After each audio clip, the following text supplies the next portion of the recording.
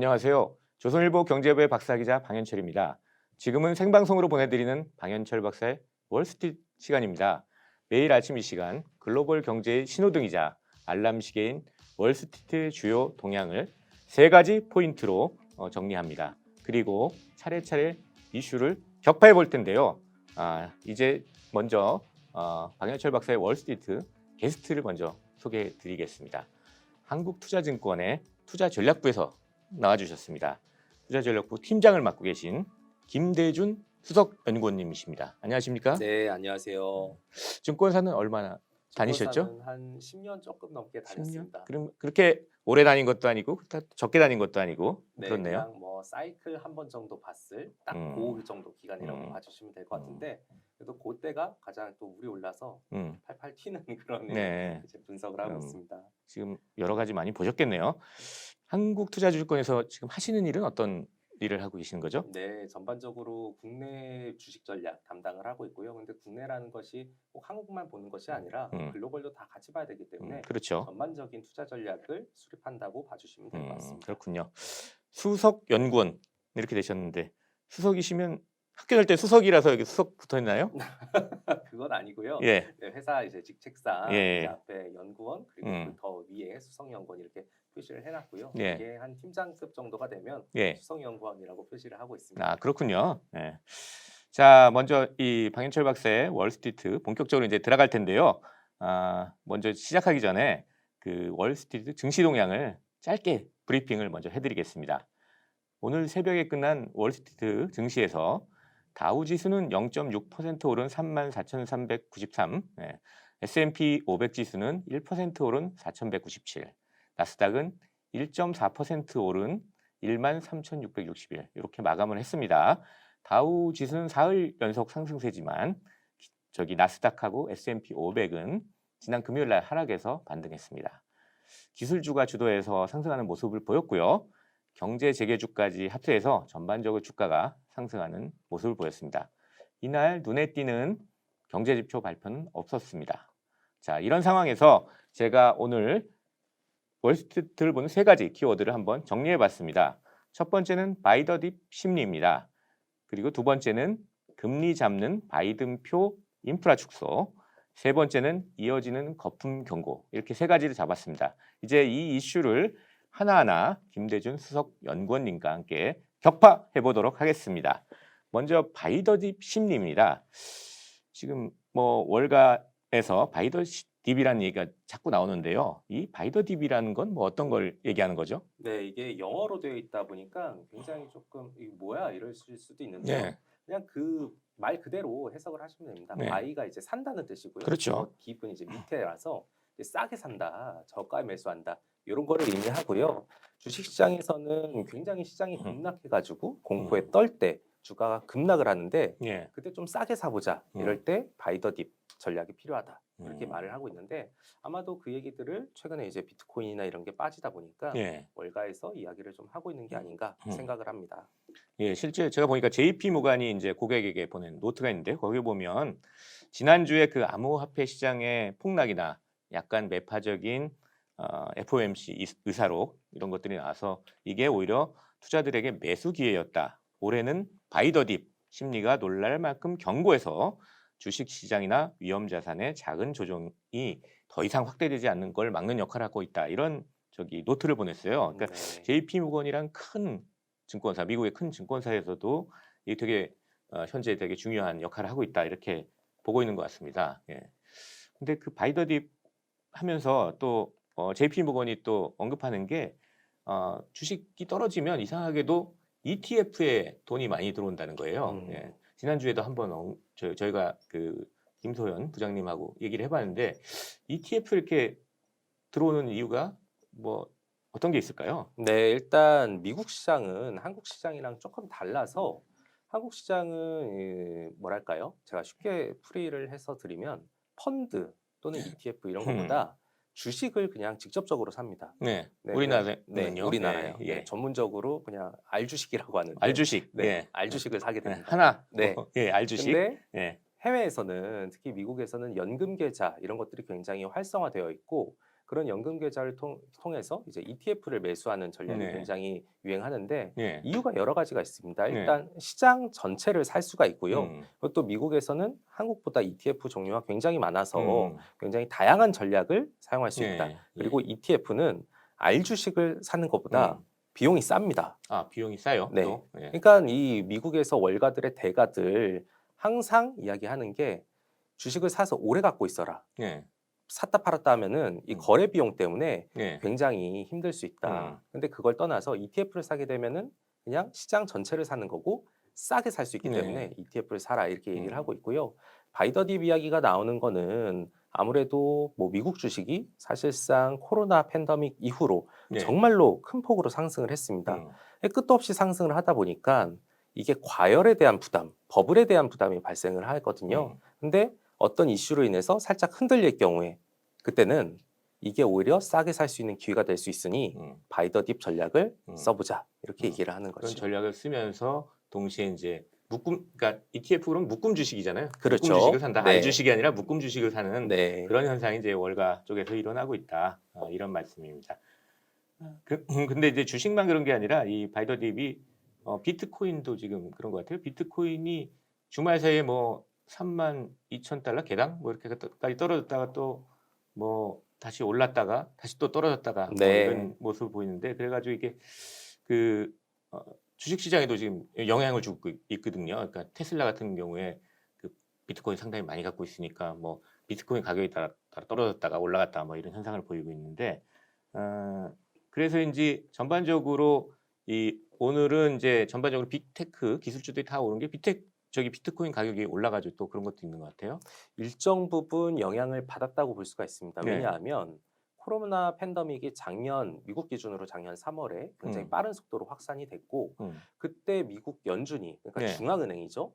달러를 찍어내면서 경기를 인위적으로 부양을 했는데 그 풀려난 돈들이 회수가 안 되고 지금 시장 전반에 스며들어 있습니다. 쫙 퍼져 네, 있죠. 쫙 예, 퍼져 있죠. 예. 그러니까 이것들이 주식에도 들어가고 뭐 채권에는 들어갈 수가 없었겠죠. 채권 그 금리가 굉장히 낮게 되면은 네. 가격이 높아지니까 채권 이외로 수익률을 얻을 수 있는 그 주식이라든지 아니면은 새롭게 투자 자산으로 떠오른 비트코인이라든지 아니면 비트코인과 약간 그런 성향이 비슷한 여러 가지 자산들로 갔는데 소위 위험 자산이라는 것들에 이제 그렇죠. 돈이 확 들어간 거죠. 네, 예, 맞습니다. 예, 예. 근데 어제 같은 경우에는 어떤 일이 있었냐면 비트코인이 사실 그동안에 굉장히 많이 하락을 했습니다. 방금 박사님께서 말씀 주셨다시피 네. 뭐 개당 32,000까지 갔다가 올라가지고 뭐 39,000 이렇게 됐는데 한국은 또 김치 프리미엄이 껴있어갖고 그거보다 네. 높아요. 예. 김치 프리미엄 하면 한국만 조금 더 네. 높은 현상을 말하는 거죠. 네, 맞습니다. 예. 제가 또 비트코인에 관심이 있어가지고 관심이 많으세요? 네. 예, 이게 예. 비트코인 투자가 아니라 예. 방금 말씀 주셨다시피 비트코인과 성장주의 일정 부분 그렇죠. 간접적인 영향이 예. 있기 때문에 증시를 보려면 비트코인도 지금 봐야 되는 이런 네, 그렇습니다. 그래서 때죠. 예. 한국에 이제 비트코인 거래하는 거래소 보게 되면 한국 돈으로 이제 4,700만 원 정도인데 그래도 오르긴 올랐습니다. 네. 그러니까 예. 미국 시장에서 비트코인이 좀 오르다 보니까 이 유동성이 비트코인 같은 극도로 위험한 자산에 대해서도 일정 부분 매수하려는 심리가 아직까지 살아있다.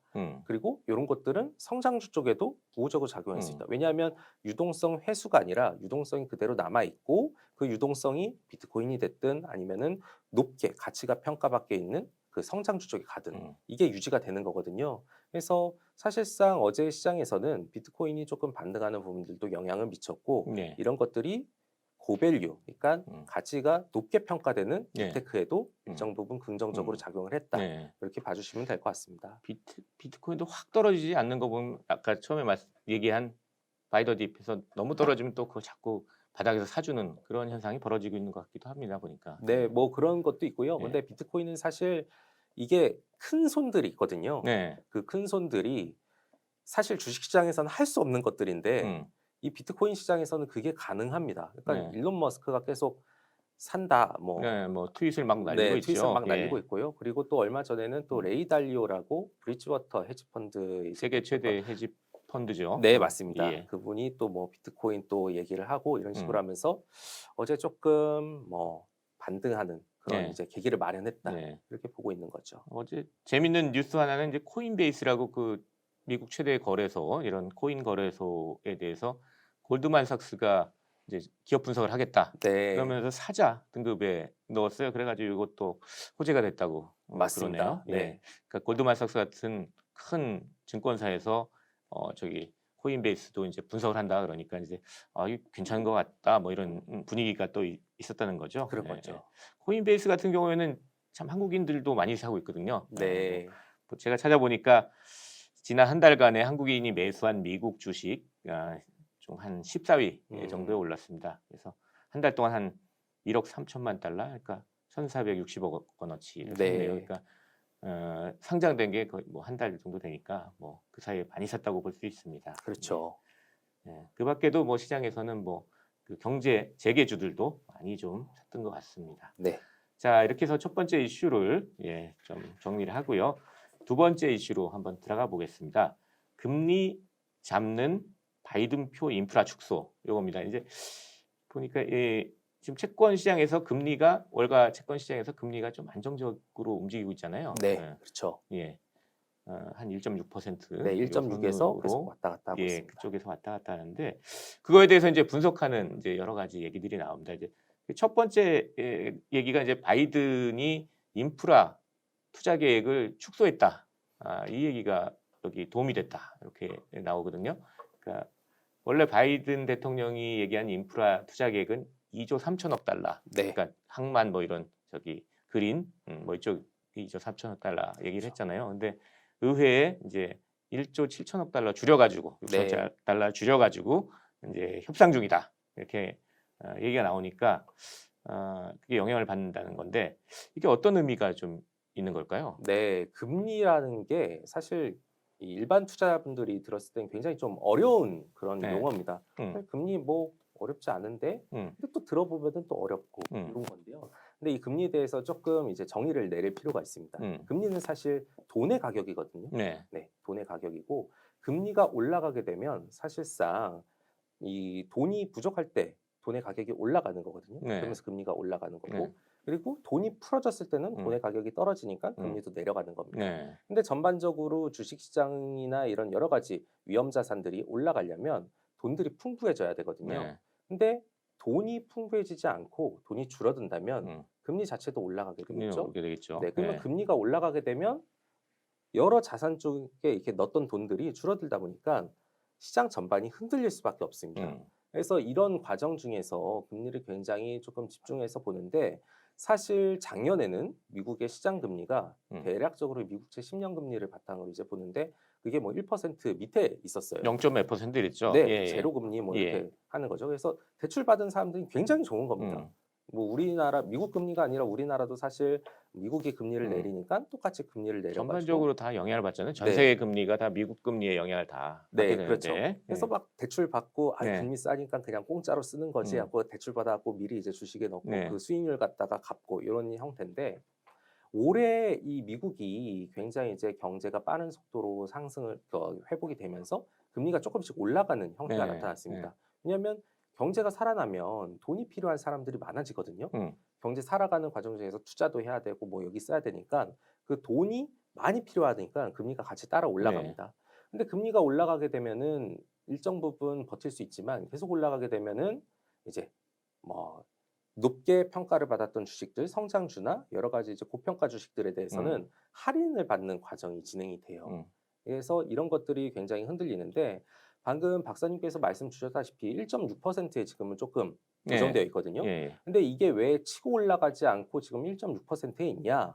사실상 경제를 살리기 위해서 바이든 대통령이 3월 달에 1.9조 달러 굉장히 큰 경기 돈이죠. 부양책을 냈죠. 네, 경기 1조 9천억 부양책을 달러. 그걸 내면서 금리가 같이 따라 올라갔습니다. 그때 뭐 1.7 이렇게 막 올랐던 것 같아요. 그때 난리가 났습니다. 그때 시장에 있으면서 굉장히 괴로웠던 시간이었던 것 같아요. 빠른 속도로 하락을 하다 보니까요. 그랬고. 근데 이게 최근에 올라가는 추세가 멈추고 1.6에서 횡보를 하는 거는 분명히 이제 바이든이 돈을 더 쓴다고 했는데 그게 예상보다 줄어들다 보니까 정부 입장에서는 돈을 쓰려면 어디서 돈을 땡겨야 되는데 이게 채권을 찍어서 돈을 조달할 거냐 아니면 세금을 거둘 거냐. 근데 일단은 이 규모 자체가 줄어들다 보니까 국채 발행한다는 자체가 조금 준다. 그러면 금리가 올라가는 게 조금 약해질 수 있겠다 이렇게 보는 거죠. 그러니까 정부 지출을 좀 줄이겠다. 그러니까 이제 그 지출 조달하기 위해서 국채 발행이 줄 것 같다. 그래가지고 네. 이제 금리도 이제 상승을 멈췄다. 이런 분석이 좀 나오는 거고요. 또 한 가지 이제 이 금리를 올리는 걸 또 막는 게 연준 인사들이 지금 인플레 우려는 없다고 계속 지금 떠들고 다니잖아요. 네. 이렇게 연준 인사들이 모두 다 이렇게 거의 이구동성으로 떠드는 적이 없었는데 이번에 상당히 특이한 것 같아요. 네, 예. 그렇죠. 예. 근데 이게 다 보게 되면 배경이 있습니다. 음, 사실 미국의 중앙은행 입장에서는 뭐 음. 한국도 그렇고요. 네. 한국은행도 그렇고 이 중앙은행의 책무가 음, 고용을 빠르게 늘리거나 음. 그게 아니면 물가를 잡거나 네. 둘 중에 하나거든요. 네. 근데 사실상 물가는 정말로 빠른 속도로 올라가고 있습니다. 네. 그러면 이 물가를 잡으려면 돈을 회수해야 돼요. 금리를 올려야 그렇죠. 됩니다. 예. 네, 예. 근데 이 금리를 올리는 것들이 사실상 굉장히 힘들어요. 쉽지 않죠. 네, 뭐 쉽지 않죠. 피해받는 사람들도 있고 금리 올라간다고 뭐 하면은 갚을 돈이 늘어나니까 네. 엄청 저기 피해를 호소하는 사람도 있을 거 아닙니까? 그렇죠. 예. 그리고 뭐 미국이 최근에 백신을 많이 맞았다고 하지만 아직까지 완전히 회복된 건 아니기 때문에 네. 여기에서 금리를 까딱 잘못해서 올리게 된다면 음. 굉장히 큰 충격. 음. 그러니까 일각에서 얘기하는 더블 딥, 두 번 음. 다시 이제 충격을 네. 받는다. 있기 때문에 이거 안 하고 그냥 말로만 하는 겁니다. 음. 우리 아직까지는 안 할 거야. 음. 인플레이션 압력이 있지만 일시적이고 예. 당분간은 계속 유지할 거야. 이렇게 예. 말로만 예. 하는 거죠. 그래서 이렇게 다들 떠들고 있군요. 뭐 네. 오늘 보니까 뭐 레이얼 블레이너드 연준 이사도 그렇게 얘기했고 뭐 라팔 보스틱 뭐 네. 애틀란타 연방은행 총재도 뭐 다 일시적이다 뭐 이렇게 다 얘기하고 말로 있습니다. 넘어가는 것이죠. 예. 네. 근데 약간 숨겨져 있는 게 일시적인데 일시적으로는 물가가 오를 수 있다. 결국 물가는 조금 오른다는 걸 얘기한 거잖아요. 그러니까 네. 어느 순간에 물가가 또 진짜 오르고 그러면은 시장이 또 충격을 받을 수 있는 거죠. 네, 그러니까 그걸 그럼요. 상당히 주의해야 될 것 같습니다. 자, 이렇게 해서 한 두 번째 이 채권 금리 네. 동향에 대해서 이제 바이든표 인프라가 줄어드는 거 가지고 채권 금리가 왜 이렇게 좀 안정세인가 이걸 얘기를 해봤습니다. 그리고 이제 세 번째 이슈로 한번 네. 넘어가도록 하겠습니다. 이어지는 거품 경고입니다. 이 지금 엄청나게 이 거품 경고하는 이제 전문가들이 점점 더 늘어나고 있어요. 예. 뭐 예컨대 뭐 로버트 실러 예일대 교수 23일 날 CNBC랑 얘기하면서 뭐 주택, 주식, 암호화폐 다 거품 껴 있다. 그러면서 뭐 부동산이 특히 거품이 많다. 뭐 이렇게 얘기했었고 아까 잠시 언급했던 그 레이 달리오 네. 브리지워터 이 회장도 이거 시장에 풀린 돈이 너무 많아가지고 지금 증시에도 거품이 형성돼 있다. 뭐 이런 취지의 얘기를 하기도 했고요. 예, 그 뭐 연준도 금융 안정 보고서라고 내 가지고 시장이 상당히 과열돼 있어서 폭락 위험이 있다. 뭐 폭락되면 상당한 피해가 있을 수 있다. 이런 얘기들 하고 있어요. 어떻게 거품은 어떻게 판단해야 됩니까? 근데 거품을 판단하는 게 사실 이게 모호합니다. 굉장히 뭐예요? 모호해요. 다들 거품 있다고 얘기하는데 이 네. 사람들은요, 전문가들인데 다. 그러니까 일단 비율로 보게 되면은 뭐 네. 대표적으로 주식 시장에서 쓰는 게 PER이라고 해서 PER? 네, 예. 주가 수익 비율이라는 주가 게 수익 있는데 비율이요. 예. 요게 높아지면은 음. 이 거품이다. 음. 왜냐하면 이게 PER이라는 게 분수 형태로 네. 할 수가 있습니다. 예. 그러니까 분모는 예. 이익을 놔두고요. 기업의 이익 그리고 분자는 가격입니다. 주가. 네. 예. 그래서 예를 들어서 PER이 10배면 이익은 1원인데 주가는 10원이라는 거죠. 근데 이 어떤 기업이 뭐 쉽게 말하면 몇 년 벌어가지고 이 주가를 감당할 수 있겠냐 이런 얘기 아닐까? 네. 예, 10이라면 10년을 벌어야지만 이 맞아요. 주가가 네. 정당하다. 네. 예. 근데 이- 10년 정도면은 뭐 어느 정도 그럴 수 뭐 있지 이익 않은데 뭐 10년 낼 수 있죠. 네. 예. 근데 뭐 PER 100배다 이래 버리면 100년 동안 벌어야지 주가가 정당하다는 거 네. 아니에요? 근데 그거는 예. 말이 안 된다는 거죠. 음. 그래서 이 버블 국면에서는 그런 현상이 나타날 수 있는데 음. 근데 이 버블 국면 굉장히 좀 신중하게 네. 접근을 해야 됩니다. 음. 버블이라고 한다고 해서 접근을 아예 안 하기도 그렇고 같이 타고 가다가 맨 마지막에만 나오면 되는 거 아니에요? 그렇죠. 예. 모두가 그렇게 잘할 예. 수 있다고 생각을 하는데 예. 그게 굉장히 힘듭니다. 음. 네. 그래갖고 뭐 어떻게 이제 잘 나올 것인가 말 것인가 이거에 대한 고민이 있는데 근데 저는 이렇게 생각을 합니다. 버블 국면 맞다고 보는데 네. 왜냐하면은 말도 안 되게 주가가 많이 올라가고 비트코인이 막 위로 올라가는 현상들이 나타나고 있어요.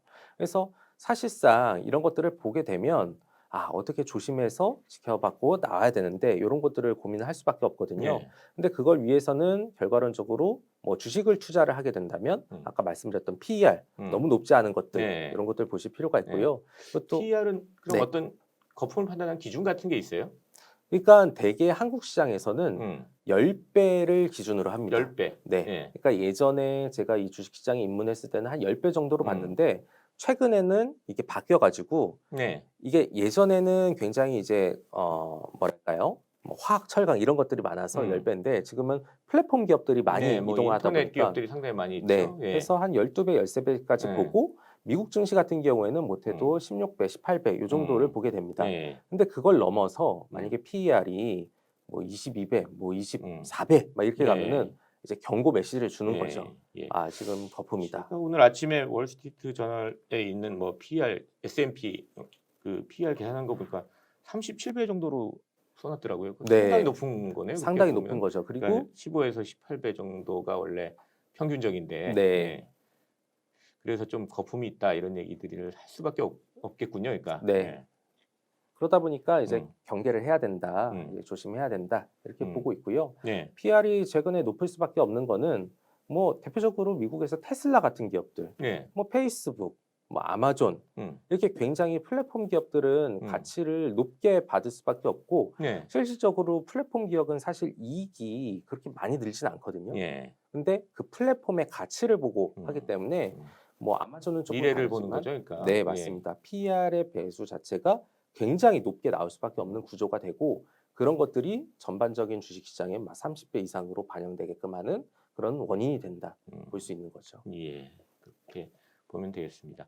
그러니까 계속 이제 전문가들이 이렇게 거품 경고를 하는 이유는 있다. 예, 뭐 PR 이런 걸 보면 상당히 좀 그 역사적으로 상당히 주가가 네. 높은 수준이고 있는데 그렇다고 해서 주식을 안 할 수는 없다. 그렇죠. 예, 예. 그 과정에서 굉장히 신중하게 접근을 하면서 우리가 이 버블 국면에서 예. 잘 이제 타고 가는 게 중요하고요. 예. 그 주식 시장에서 가장 조금 경계해야 되는 말이 뭐 이번엔 다르다. 음. 이 말이거든요. 예. 항상 다르지 않았습니다. 네. 항상 똑같았어요. 근데 예. 방금 박사님께서 잘 말씀을 해주신 게 역사적인 평균하고 비교했을 때 지금이 높다 보니까 네. 분명히 조금 경계해야 될 시점이다. 이렇게 음. 보고 있고요. 뭐 시장 전반적으로 뭐 개별 주식을 보게 된다면 뭐 PER이나 이런 것도 있지만 ROE 같은 네. 수익성을 나타내는 음. 것들도 좀 잘 봐야 됩니다. 네. 왜냐하면 이런 거를 보게 되면 좋은 게 사실 ROE는 내가 갖고 있는 돈에서 얼마만큼 수익을 낼 수 있는가를 나타내는 비율이거든요. 예. 근데 이 ROE가 높게 된다면 위험 순간, 위기 순간이라도 이 기업들은 따박따박 돈을 잘 벌어서 주가가 안정되겠구나. 대표적인 게 한국에서는 삼성전자거든요. 네. 뭐 미국에서는 코카콜라 이런 것들이 있을 거고요. 따박따박 돈 버는 기업들. 네, 예. 그런 것들이 일단 좋겠다 보고 있고 뭐 추가적으로 하나만 더 말씀드리면 예. 이 주식 시장이라는 거는 사실 기업들의 집합체고 기업들은 결국에 얼마나 돈을 버느냐에 따라서 주가가 달라집니다. 그걸로 평가를 받는 거죠. 네. 그러니까. 예. 그래서 그거를 보기 위해서 EPS라는 게 있어요. 예. 주당 순이익이라고 하는 예, 예. 것을 earning per shares. 미국 주식 보면 자주 나오는데 네. EPS. 네, 예. 그게 늘어나는지 줄어드는지도 음. 꼭 보실 필요가 있겠다. 음. 이렇게 예, 설명드리겠습니다. 알겠습니다. 뭐 여러 가지 지표들을 가지고 이제 주가를 평가할 수 있다. 뭐 이렇게 말씀을 해주셨습니다. 자, 이렇게 해가지고 쭉 그 월스트리트를 가지고 세 가지 포인트로 좀 정리를 해봤는데요. 이제 오늘의 월스트리트를 세 가지 포인트, 제가 말한 세 가지 포인트를 한 줄 평으로 한번 요약을 해보겠습니다. 첫째, 바이 더 딥 심리입니다. 저가 매수 심리인데요. 이게 시장을 지금 받치고 있다고 합니다. 이럴 때 시장의 출렁거림에 주의해야 할 것입니다. 둘째, 바이든표 인프라 계획이 축소되면서 시장 금리가 안정되고 있습니다. 그렇지만 인플레 우려나 연준의 자산 매입 축소, 테이퍼링 같은 이슈가 언제 튀어나올지 모릅니다. 언제 시장을 흔들지 모릅니다. 주의해야 되겠습니다. 셋째, 시장의 거품을 경고하는 전문가들이 늘어나고 있습니다. 거품이 커질 때 같이 가면 즐겁지만 언제 터질까 불안합니다. 거품이 터지기 전에 막차를 타는 행운 여러분 누리시길 바라겠습니다. 자, 이렇게 해서 오늘의 방현철 박사의 월스트리트 라이브 방송을 마칠 시간이 됐습니다. 자, 그럼 내일도 저는 아침 8시 월스트리트 이슈를 3가지 포인트로 진단하고 쉽고 간단하게 이슈를 격파하는 방현철 박사의 월스트리트로 돌아오겠습니다. 자, 오늘 함께해 주신 김대준 수석연구원님 감사드립니다. 네, 감사합니다. 내일 또 만나요. 다시 인사드리겠습니다. 감사합니다. 감사합니다.